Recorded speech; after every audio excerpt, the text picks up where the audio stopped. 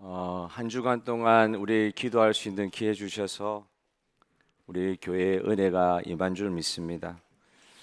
이 은혜로운 세상 가운데서 성도들이 살아감에도 불구하고 우리 주변에 세상이 참 어두울 때가 있습니다. 빛이 오기 직전에 밤이 가장 어둡다고 이야기하지 않습니까? 예수님이 빛으로 이 세상에 오시기 전에 세상이 그렇게 어두웠습니다. 예수님이 태어난 베들레헴의 폭군 헤롯이 그 어린아이들을 다 죽여버리는 그런 말로 닿을 수 없는 참혹한 어두움이 그 시대에 있었습니다. 그때와 비슷한 상황이 벌어진 것이 우리가 이번 한 주간 계속 읽어왔던 이 성경 본문의 아달랴 시대 아닙니까? 이스라엘 땅에 있어서는 안 되는 그런 일이 벌어졌습니다. 그 할머니가 손잡벌 되는 왕자들을 몰살시키고 자기 스스로 여왕이 되는 그런 참혹한 일이 이스라엘 땅에 벌어졌습니다. 6년 동안 6년이 길다고 하면 길고 어떻게 보면 또 짧을 수도 있습니까? 어쨌든 6년 동안 유다 왕국을 그 아달랴가 지배하면서 이스라엘을 완전히 다른 나라로 만들어 버렸어요. 다윗 왕조를 영원히 이어가겠다고 하신 하나님의 약속의 말씀이 분명히 계심에도 불구하고 6년 동안은 적어도 다윗 왕조 씨가 말랐다. 하나님의 약속은 아무것도 없다. 이제 뭐 하나님이고 뭐가 없다. 이런 나라가 되는 정말로 말로 닿을 수 없는 그런 일이 이스라엘 땅에 벌어진 거예요. 하나님을 섬기던 백성들이 바알상, 아세라상을 우상을 앞에 세워놓고 그걸 의무적으로 우상을 숭배해야 되는 그런 시절을 보내야 되었습니다. 어느 누구도 공개적으로 자기 입으로 나 하나님 믿는 사람이라고 우리는 하나님께로 돌아가야 된다고 그런 말을 하는 사람이 적어도 그 본문에는 나타나 있지 않아요. 그 누구도 서슬퍼런 이 아달랴의 칼 밑에서 무서워가지고 아무 말도 못하는 어두운 세상이 되어 버렸습니다. 이 어두운 세상 그냥 그렇게 우리나라 일제시대처럼 더 이상은 대안의 독립이 없을 것이라고 생각하면서 40년 가까운 시간을 보냈던 것처럼 아무도 희망을 갖지 못하는 그 시대에 하나님은 한 사람을 준비하고 계셨습니다. 그 이름이 여호야다요. 그 사람은 제사장이었습니다. 아마 여호야다라는 사람은 눈물로 기도하면서 숨죽여가면서도 뭐 드러내놓고 자기의 입장이나 신앙을 이야기하면 그냥 죽여버리니까 그렇게 못했겠죠. 그러는 가운데서 눈물로 기도하고 가슴 아파하면서 6년의 세월을 보냈을 것입니다. 요아스 왕자도 숨기고 있잖아요. 발각되면 죽는 거예요. 씨가 한 명 남았거든요. 다윗의 씨 한 명. 그걸 여호야다 제사장이 성전에 아이를 숨겨가지고 6년 동안 키운 거예요. 그거 가슴 졸이면서 가슴 아파하면서 슬픈 생각만 하고 있었다고 하면 세상은 사실 바뀌지 않았을 것입니다. 가만히 생각하면 우리의 머리에 든 생각과 우리의 지식, 우리의 이 생각이 세상을 바꿀 것 같아도 생각만 가지고 그렇게 견해만 가지고 지식만 가지고 있어서는 우리가 살고 있는 세상이 아무리 어려워도 그 어려운 상황을 바꾸어낼 수 없더라고요. 세상을 바꾸는 것은 용기입니다. 용기가 세상을 바꿉니다. 우리 신앙의 개혁, 믿음의 개혁, 믿음의 변화도 이 용기로 말미암는다는 것을 오늘 읽진 않았지만 역대상 23장 1절의 말씀은 이렇게 말씀합니다. 제7년에 왕자 숨겨둔 6년 지나고 제7년에 여호야다가 용기를 내어 백부장곧 요로함의 아들 아사랴와 요하난의 아들 이스마엘과 오벳의 아들 아사랴와 아다의 아들 마세와 시그리의 아들 엘리사밧 등과 더불어 언약을 세우매 여호야다가 용기를 내었다 그랬어요. 그러면 이 여호야다의 용기는 도대체 어디에서 나왔습니까? 성경 그 뒤에 쭉 읽어보니까 여호야다의 용기는요, 하나님이 그가 믿는 하나님이 어떤 분이신지를 아는 그 믿음에서 나왔다는 것을 알 수 있어요. 내가 믿는 하나님이 어떤 분이신지 내가 알고 진짜로 내 마음속에 그분을 믿고 그 하나님과의 관계가 정립이 되어 있어야 모든 사람이 끽소리 내지 못하는 그 두려운 상황, 한 사람만 두려워하는 게 아니라 세상이 다 두려움에 떨 그때에 혼자라도 그 두려운 상황 가운데 용기를 낼 수 있는 것이었습니다. 하나님이 어떤 분이신지에 대한 그 믿음이 없으면 실제로 생각만 가지고는 아무것도 할 수 없는 거예요. 견해만 가지고는 아무것도 할 수 없는 거예요. 바뀌어야 될 텐데, 그렇게 그냥 머리로서 지식만 가지고 있어서는 그래 가지고는 세상이 바뀌지가 않고 내가 바뀌지가 않습니다. 그가 바꿀 수 있는 용기가 생겼던 것은 자기가 믿는 하나님과의 관계가 바로 서 있었기 때문에, 내가 믿는 하나님이 어떤 분이신지에 대한 믿음이 있었기 때문에 아무도 할 수 없는 가운데서도 하나님만 바라보고 하나님 기뻐하시는 일에 용기를 낼 수가 있는 거예요. 여러분, 하나님의 마음과 뜻을 알아야 용기를 낼 수 있습니다. 디모데후서 1장 7절의 말씀을 다 같이 한번 읽어보겠습니다. 시작. 하나님께서 우리에게 주신 것은 두려워하는 마음이 아니요 오직 능력과 사랑과 절제하는 마음이라 하셨습니다. 하나님이 우리에게 원하시는 것은 용기입니다. 담대함입니다. 예수님께서 그렇게 말씀하셨죠. 내가 세상을 이겼기 때문에 너희들 담대해야 된다.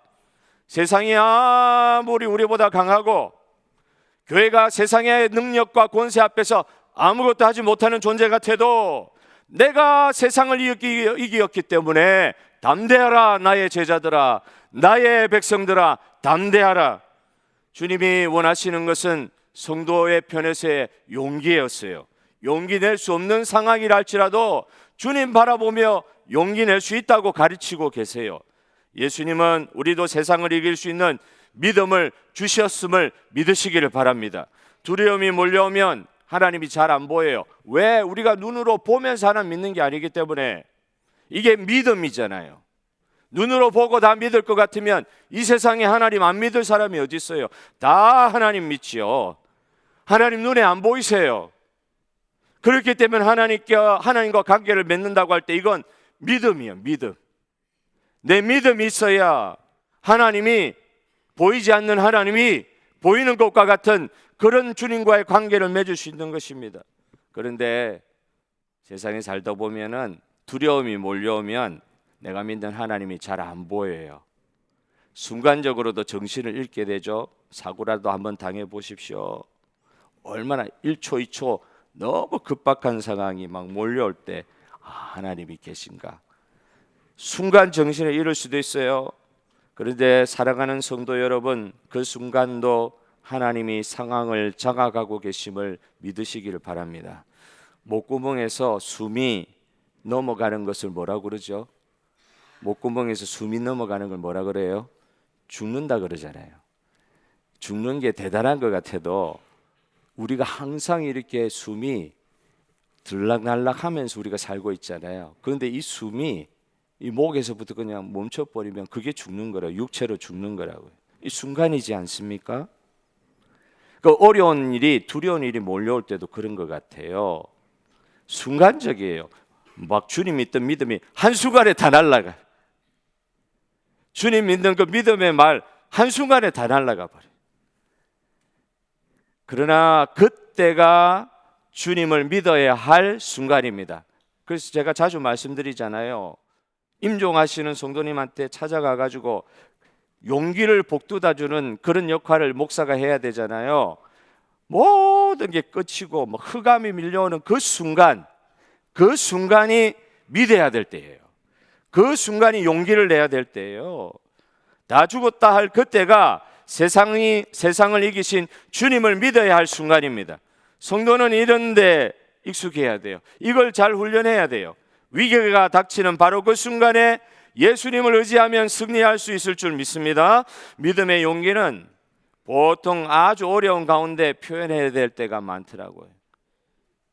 쉬운 가운데 믿음 생활하는 것은 아니고 진짜 믿음이 드러나는 것은 아주 어려운 상황 가운데서 그 믿음이 드러나더라고요. 갈렙 같은 사람이 그런 믿음의 용기가 있었던 사람이었습니다. 다 어렵다고 하는 그 순간에 가장 이스라엘 백성의 노인이 두 사람밖에 안 남았어요. 여호수아하고 갈렙. 광야 세대가 이 두 사람 빼고는 다 하나님 데려가셨어요. 젊은 사람들하고 노인 두 사람이 있는 그 이스라엘 공동체에서 가장 나이 많은 85세 된 갈렙이 전투하겠다고, 그것도 헤브론, 가장 공략하기 어렵고 취하기 어려운 헤브론이라는 성읍을 자기가 나가서 전투하겠다고 말하는 장면이 있다고요. 여러분, 용기하고 만용은 다른 것입니다. 뭐 젊은 사람은 객기라도 있어가지고 내가 해보겠다. 젊은 사람들이 보통 그러는데 85세 된 할아버지가 내가 저 가장 어려운 석을 내가 한번 해보겠습니다. 내가 한번 전투해 보겠습니다. 이게 만용 객기도 아니고 그에게 있는 그 용기가 참 대단한 것이죠. 이 나이 많은 노인이 나서는 데는 분명한 이유가 있었어요. 여호수아 14장 12절의 말씀을 한번 읽어봅시다. 그날에 여호와께서 말씀하신 이 산지를 지금 내게 주셔서 당신도 그날에 들으셨거니와 그곳에는 아낙 사람이 있고 그 성읍들은 크고 견고할지라도 여호와께서 나와 함께 하시면 내가 여호와께서 말씀하신 대로 그들을 쫓아내리이다 하니. 여러분, 갈렙이 이 노인이 용기를 낼 수 있었던 것은 45년이 지나도, 옛날에 스파이로 정탐꾼으로 갔을 때 하나님께 받은 말씀이 있었거든요. 그리고 나서 45년이 지나도 변치 않는 하나님의 말씀, 약속을 믿는 그 믿음이 있었기 때문에 이 용기가 그냥 나오는 게 아닌 이 용기가 나오는 거예요. 45년이 지나도 하나님이 이루실 것에 대한 믿음은 변치 않았습니다. 순간의 위기에 믿음으로 대응하는 그것도 용기라고 할 수 있지만 수십 년을 인내하면서 아무런 변화가 없는 가운데서도 하나님의 말씀은 없어지지 않았단 말이에요. 수십 년을 인내하면서 그 말씀을 믿고 마침내 기회를 주시는 그 순간까지 기다리고 있는 것도 용기입니다. 이 인내의 용기도 대단한 거예요. 하나님이 어떤 분이신지에 대한 신뢰와 믿음이 그에게 없었다면 그런 용기 낼 수 없어요. 45년이 지나도 그 말씀에 대한 믿음이 변치 않았기 때문에 그 할아버지가 젊은 사람들도 용기 내지 못하는 그 상황에서 하나님 앞에, 백성 앞에 용기로 나아갈 수 있었던 것입니다. 여러분, 우리가 믿는 믿음의 이 주제, 우리가 믿는 믿음의 대상인 이 말씀, 이게 우리의 삶 가운데 체험되어야 합니다. 어떨 때는 위기 상황에서 용기로 돌파하면서 이 말씀이 체험될 때가 있어요. 전혀 상황으로서는 말씀을 대입할 수 없는, 말씀을 적용할 수 없는 상황에 하나님의 성령이 내 가운데 계셔서 그걸 순종하고픈 용기가 생기는 거예요. 그러면서 내 안에 있던 그 말씀에 대한 믿음이 실제로 이루어지는 것을 체험하게 될 것입니다. 오늘 용기를 주신 하나님께서 그 용기 가운데 하나님께서 주신 말씀에 대한 믿음이 적용되는 역사가 우리 모든 성도들의 삶 가운데 일어나기를 축복합니다. 이렇게 용기를 주셔가지고 그 믿는 말씀이 체험되도록 하게 하시더라고요. 하나님이 함께 하신다는 그 말씀에 대한 믿음이 용기를 내게 하시는 하나님의 그 주시는 그 은혜 가운데 그 말씀이 승리로 변화되는 그런 체험들을 하게 되는 것입니다. 그렇다고 하면 이 여호야다가 말입니다. 이 갈렙과 같은 여호야다가 목숨을 걸었잖아요. 아무도 이야기 안 하는데 혼자서 움직인 거예요. 목숨을 거는 용기로 그 이루어냈던 것이 무엇인지 한번 우리가 살펴볼 필요 있어요. 여호야다가 하나님 주신 용기로 무엇을 이루어냈습니까? 무엇 때문에 그가 목숨을 걸었습니까? 목숨 걸 만한 용기가 무엇 때문에 그에게 나타났습니까? 목숨을 유지하는 생존 정도의 인생 목표는 아달랴 밑에서 편하게 사는 길을 택하게 했을 것입니다. 내가 목숨 유지하려고 하는 그게 내 인생 목표예요. 그게 인생 목표면 생명을 조금 더, 이 육신의 생명을 조금 더 가져가는 게 이게 인생의 목표로 돼 있으면 아무리 말도 안 되는 폭군이랄지라도 아달랴 밑에 말 안 하고 껌뻑하고 있으면 생존을 유지할 수 있거든요. 그러면 여호야다는 그 길을 굳이 택하지 않았을 것입니다. 그러나 여호야다는 분명히 달랐어요. 잘 먹고 잘 사는 그 생존이라는 인생의 목표보다는 더 중요한 삶의 목표가 있었던 것입니다. 그것이 무엇입니까? 역대하 23장 16절 말씀입니다. 여호야다가 자기와 모든 백성과 왕 사이에 언약을 세워 여호와의 백성이 되리라 한지라. 이스라엘 백성들이 하나님께로부터 다 떠나가지고, 이스라엘 백성들이 하나님의 백성인데 전혀 하나님과 상관없는 삶을 살아가는 것을 보면서 문제의식을 느낀 거예요. 문제의식. 이건 아니다. 이거. 목숨 걸고 요아스 왕을 살려냈잖아요. 언제든지 들키면 죽는 것인데 다윗 씨앗을 자기 목숨 내놓고 보존하는 거예요. 믿음의 씨앗을 보존하는 거예요. 이스라엘이 이렇게 아달랴 밑에서 사는 것, 하나님과 전혀 관계없는 삶을 사는 것, 이스라엘 백성으로서는 있을 수 없는 것이다는 문제의식이 있었어요. 사는 대로 사는 것이 아니라 생각하고 믿는 대로 주님께서 주신 이 세상을 변화시키기를 원하는 마음이 그 가운데 있었습니다. 분명한 것은 자기가 사는 이 세상이 하나님이 원하시는 세상이 아니라고 하는 분명한 믿음이 있었기 때문에, 하나님과의 언약과 약속의 말씀이 자기 가운데 분명히 살아 있었기 때문에 아달랴가 아무리 괴롭히고, 우리 마음이 너무 무서워하다 보면 밖에 있는 두려움이 안으로 쑥 밀려 들어온다 그랬죠. 밖에 있는 모든 두려움이 안으로 쑥 밀려 들어와요. 처음에는 아달랴를 어떻게 우리 마음으로 모실 수가 있어요? 그 아달랴의 영을. 그런데 밖에 있는 두려움들이 그게 그 순응하고 살다 보면은 쑥 들어와 버리는 경우가 있다니까요. 영적으로 보면 그때 이스라엘 백성들의 그 마음 속에 겉으로만 나는 하나님 믿는데 아달랴의 이 폭정이 무서워서 내가 가만히 있는 거라고. 근데 그렇게 이유를 댈 수 있을지 몰라도 6년 동안 여호야다 말고는 안 움직였다 그러니까, 이게 이스라엘의 상황이라 그러니까 이게 너무 크게 문제로 다가온 것이죠. 이건 이스라엘 아니다. 이스라엘 백성들이 아달랴의 영으로 충만한 거예요. 하나님의 백성들이 너무너무 아달랴가 무서워가지고,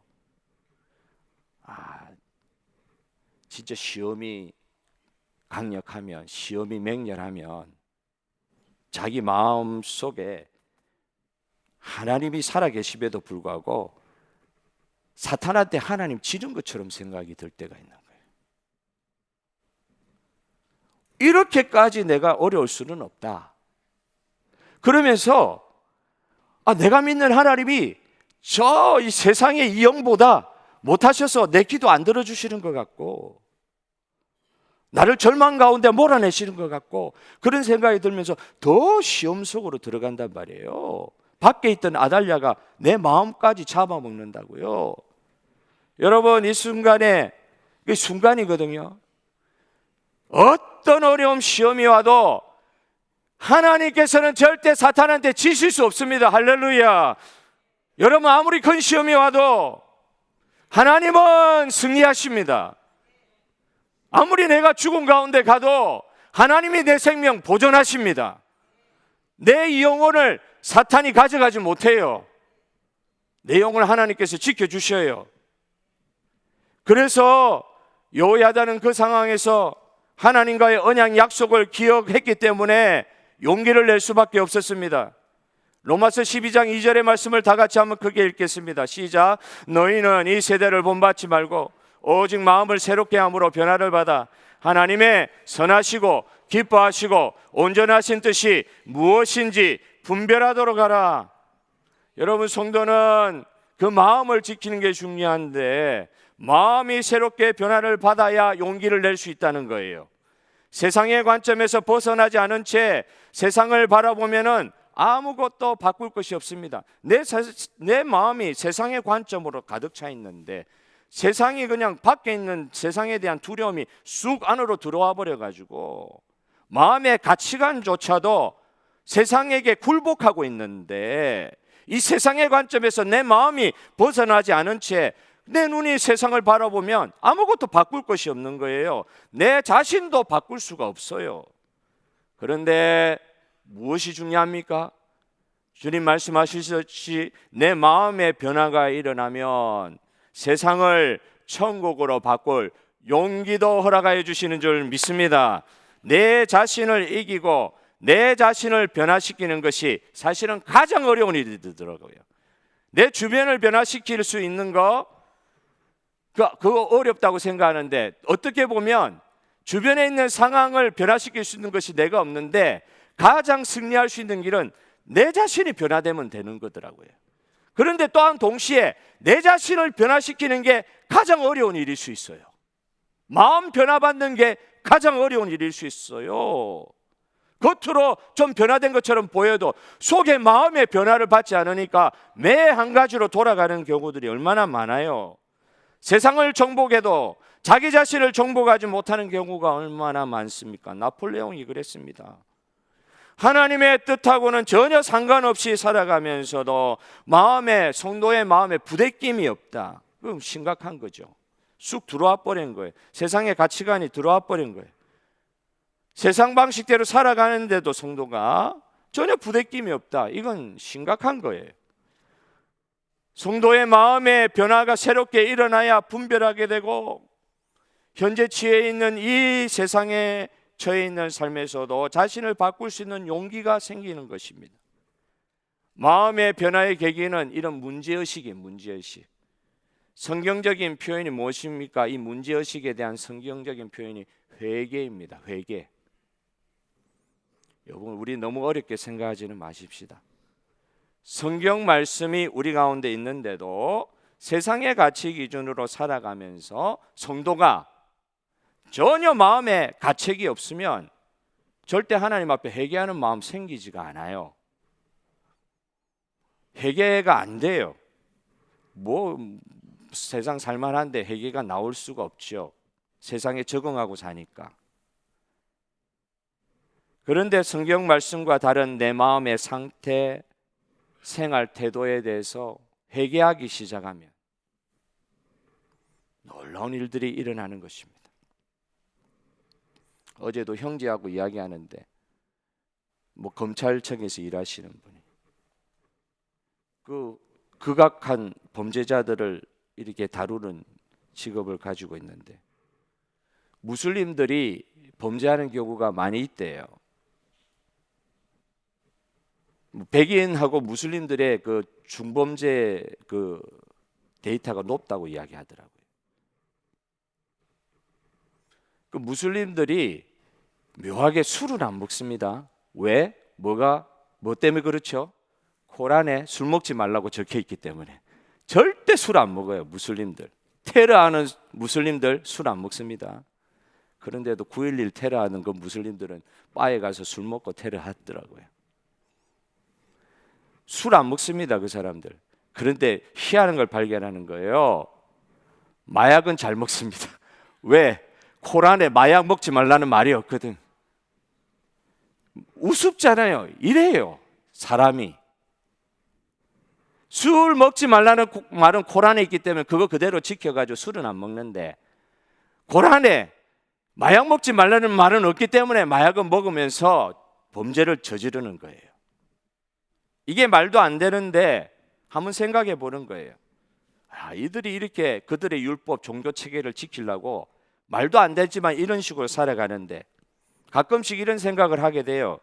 잘못된 그런 믿음이라도 그 믿음 위에서 목숨 바치잖아요. 무슬림 중에 어떤 사람들은 그 말도 안 되는 그 비진리를 붙들고도 목숨 바치잖아요. 그런데 살아계신 하나님의 진리의 말씀을 믿는다고 하면서도 왜 우리는 성경 중심으로 살지를 못할까? 왜 하나님의 말씀이 살아계심에도 불구하고 왜 세상에 굴복하고 하나님 말씀 뜻대로 우리를 순종시키지 못할까? 저 이단도, 저 무지막지한 저 잘못된 믿음 가지고 있는 사람도 그들이 믿고 있다고 하는 그 잘못된 진리 위에 목숨까지 바치는데 왜 우리는 성경 중심으로 살지를 못할까? 마음의 변화가 여호야다의 신앙의 개혁의 시작이었습니다. 마음의 변화가 일어난 거예요. 그래서 용기를 가지고 시작하게 된 게 그의 개혁이었어요. 그 결과 그의 삶에서 일어난 거, 이스라엘 땅 가운데 일어난 게 무엇입니까? 예배의 회복이었습니다. 역대하 23장 17절 말씀 다 같이 한번 읽어보겠습니다. 시작. 온 국민이 바알의 신당으로 가서 그 신당을 부수고 그의 제단들과 형상들을 깨뜨리고 그 제단 앞에서 바알의 제사장 mat단을 죽이니라. 말씀으로 마음의 변화가 일어나면 제일 먼저 그 결과로 생기는 행동들이 뭐예요? 우리 삶의 예배의 개혁이요. 세상보다 하나님을 더 중하게 여기고 하나님과의 관계를 더 친밀하게 하려고 하는 하나님의 임재를 사모하는 예배에 대한 관심이 행동으로 이어지게 됩니다. 진리에 입각하지 않는 예배, 우상이 버젓이 서 있는데도 하나님을 섬기는 사람들이 우상에게 엎드렸던 그런 잘못된 예배 현장이 여호야다 시대에 완전히 개혁이 되었어요. 인간이 예배의 대상이 될 수가 없습니다. 살아계신 우리 하나님만이 우리 눈에는 보이지 않지만 이 시간도 저와 여러분의 마음 가운데 임재하는 줄 믿으시기를 바랍니다. 그 하나님을 오늘 이 시간 우리가 예배하고 있습니다. 하나님만이 우리 예배의 대상이십니다.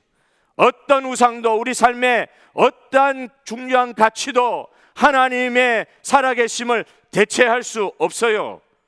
아무리 세상에 권력이 세 보여도 그 가치가 하나님을 대체할 수 없습니다. 나를 두렵게 하는 그 세상의 우상들, 눈에 보이는 우상들, 눈에 보이지 않는 우상들, 그 어떤 우상도 우리가 믿는 하나님을 대체할 수 없습니다. 오늘 하나님만 예배하는 저와 여러분 되기를 바랍니다. 이 예배 자리에 나와서 살아계신 아버지 하나님이 체험되는 시간 되어야 될 것입니다. 신약 성경은 온전히 회복된 예배에 대해서 이렇게 말씀하고 있어요. 로마서 12장 1절 말씀, 이 말씀도 크게 한번 읽어보겠습니다. 시작. 그러므로 형제들아 내가 하나님의 모든 자비하심으로 너희를 권하노니 너희 몸을 하나님이 기뻐하시는 거룩한 산제물로 드리라. 이는 너희가 드릴 영적 예배니라. 공적인 예배뿐만 아니라 삶의, 우리가 이 땅에 나가서 사는 삶의 예배, 우리의 삶 자체가 예배로 회복돼야 될 것을 선포하고 계세요. 마음의 변화를 받으면 놀라운 일이 일어나더라고요. 내가 바뀌는 게 제일 어려운 것 같은데 주님의 성령이, 예수님이 나와 함께 하시는 것을 믿게 하심으로 말미암아 먼저 말씀을 믿고 이 모든 세상의 어려움들 가운데서도 먼저 말씀을 믿고 주님을 계속 바라보는 훈련을 함으로 말미암아 놀라운 일이 우리 삶 가운데 벌어져요. 세상은 하나도 안 변해도 내가 변하는 역사가 일어납니다. 예배가 무엇입니까? 하나님이 함께 하시는 임재 안에서 하나님과 교제하는 걸 말하잖아요.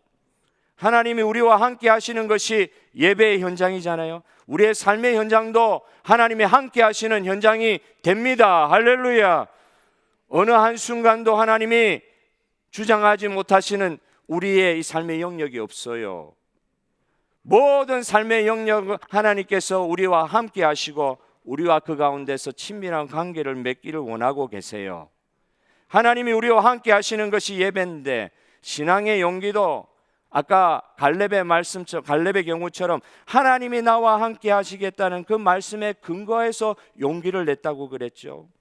예수님과의 동행을 통해서 거룩한 용기가 생기기 시작합니다. 삶의 예배가 회복되면서 예수님과 동행하는 삶의 예배가 회복되어 가면서 천국은 죽어서 가는 곳만이 아닌 것을 알게 되고, 이 세상도 예수님과 동행하면서 천국으로 변화되는 것을 체험하게 됩니다. 할렐루야. 가끔씩 너무 우리가 소극적으로 변해요. 이 한 많은 세상, 아무리 해도 변화가 없는 세상, 빨리 주님 오시든지 내가 주님께로 가든지, 이 정도의 생각을 가지고 낙담하고 있는 경우 있을 수 있는데, 여러분 오늘 이 순간부터 우리의 삶의 예배가 마음의 변화로부터 완전히 회복되어서 지금 예수님이 내 삶의 어떤 순간에도 동재하시고 임재하시고 함께 하시기 때문에 내가 이 땅에 사는 이 순간이 천국이 될 수 있는 것을 선포하시길 바랍니다.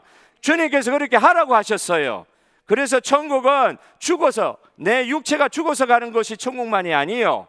이 땅 가운데 육체를 입고 사는 동안에도 주님과 동행하면서 사는 이곳이 천국으로 변할 줄 믿습니다. 신앙의 개혁이 딴 것이 아닙니다. 대단한 것이 일어나서 막 개혁이 일어난다고 이야기하는 게 아니에요. 삶에서 믿음의 용기로 도전을 실행하는 게 이게 신앙의 개혁이에요. 무엇입니까? 예수님이 분명 나와 함께 하신다는, 하나님이 나를 떠나지 아니하신다고 하는 임마누엘 되신 하나님이 나와 함께 하신다는 이 예배의 임재에 대한 확신이 저와 여러분의 삶을 천국으로 바꿔줄 줄 믿으시기를 바라요. 예수님을 매일 한번 바라보시는 거예요. 순간순간 바라보시는 거예요. 내면의 변화가 예수님 바라는 가운데 일어납니다. 내가 아무리 의지적으로 변화시키려고 해도 안 돼요. 말씀을 믿는 것이 방법이에요. 내가 너와 함께 하신다고 하시는 예수님, 내 마음이 지금 형제를 미워하고 이건 아닌데요 하면서 막 화가 이까지 나고 실패할 수 있죠, 순간. 그래도 1초, 2초, 3초 바꿔야 돼요. 지금 이 순간에도 하나님은, 예수님은 나를 떠나지 않으신다. 그 믿음이 나를 살려요. 우리를 살려요. 내가 아무리 인간적인 모습으로 살아간다 할지라도 예수 믿는 사람은 이거 하나를 붙들어야 돼요. 예수님이 절대 나를 떠나실 수가 없다. 그 말씀에 대한 믿음으로 주님을 자꾸 바라봐야 돼요. 주님은 나를 떠나지 아니하시고 영원히 동행하신다 했으니까. 이 세상을 살면서 여러분이 경험하는 가장 큰 기적이 무엇이라고 생각하십니까? 죽을 병이 갑자기 낫는 것입니까? 그것도 기적이고 그런 기적도 허락해 주십니다. 그런데 말씀을 자꾸 보면 알게 되는 것 같아요. 이 세상에 있어서 가장 큰 기적이 뭐냐? 내 성품이 예수님 닮아가는 게, 이게 기적이다. 내가 예수님 닮아가는 게 기적이더라. 성품이 변하는 것입니다. 성질은 안 변합니다. 그래 살다가 죽는 것이 인생입니다. 아니요. 예수님 우리 안에 계시기 때문에 기적은 일어납니다. 여러분 믿으시기를 바랍니다. 오늘도 허무할 수 있어요. 아무리 믿어봐도 응답이 없어요. 무엇이 잡히는 게 없어요. 믿는데 잡히는 게 없어요. 이렇게 똑같이 아프고 똑같이 근심이고 똑같이 걱정이고 뭐가 잡히는 게 없는 것 같아요. 그런데 그 순간에 이게 아니다. 신앙의 용기가 주님 동행하신다는 그 말씀에 믿음을 통하여 우리 내면의 변화가 일어나고 용기, 변화되는 데에 대한 그 용기가 주님 주시는 그 은혜로 말미암아 일어날 줄 믿고 순간 예수님을 바라보는 훈련을 하자는 거예요. 가장 큰 기적은 예수님 믿고 내 성품이, 내 가치관이 변하는 것입니다. 그 변화에도 기준이 있습니다. 내 마음대로 내가 바뀌는 것이 아니라 하나님 말씀에 있는 대로 바뀌는 것이 기적입니다. 그 신앙의 개혁을 일으키실 주님을 믿으십시오. 오늘 주님을 바라보십시오. 어떤 한 인생의 순간에도 주님이 나를 주장하지 않는 순간이 없다는 것을 인정하고 주님께 저와 여러분을 내어드리는 이 시간 되어지기를 주님의 이름으로 축복합니다.